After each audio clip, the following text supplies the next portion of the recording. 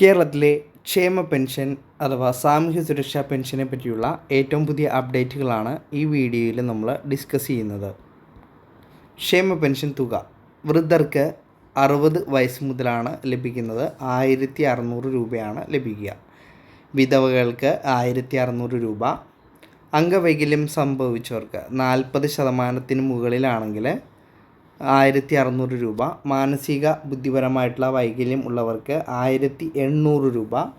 ഗുരുതര അംഗവൈകല്യം സംഭവിച്ചവർക്ക് 2200 രൂപ. രക്ഷകർതൃ പെൻഷൻ അനാഥർ അല്ലെങ്കിൽ അബലകൾക്ക് 1600 രൂപ. 2023 ജൂലൈയിലാണ് തുക 1300 രൂപയിൽ നിന്നും 1600 രൂപയായിട്ട് വർദ്ധിപ്പിച്ചത്. അർഹത വരുമാന പരിധി കുടുംബത്തിൻ്റെ വാർഷിക വരുമാനം 1.5 ലക്ഷത്തിൽ കൂടാൻ പാടില്ല. ഗ്രാമത്തിലാണെങ്കിലാണ് 1.20 ലക്ഷത്തിൽ കൂടാൻ പാടില്ലാത്തത്. നഗരത്തിലാണെങ്കിൽ 1.5 ലക്ഷത്തിൽ കൂടാൻ പാടില്ല. വിധവ രക്ഷകർത്ത അപേക്ഷ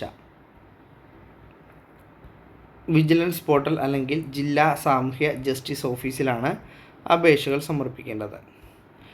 ലൈഫ് സർട്ടിഫിക്കറ്റ് ഓരോ വർഷവും ജൂൺ 30 മുമ്പ് സമർപ്പിക്കണം.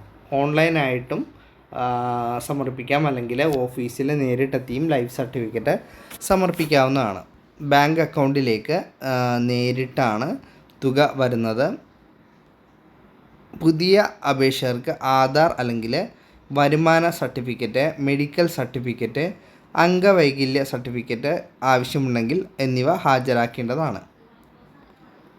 പെൻഷൻ സ്റ്റാറ്റസ് പരിശോധിക്കുന്നതിന് വേണ്ടിയിട്ട് കേരള സോഷ്യൽ സെക്യൂരിറ്റി മിഷൻ്റെ വെബ്സൈറ്റായിട്ടുള്ള ssmkerala.gov.in എന്ന വെബ്സൈറ്റിൽ സന്ദർശിക്കാവുന്നതാണ്. ഫോൺ ടോൾ ഫ്രീ നമ്പറാണ് 155 244.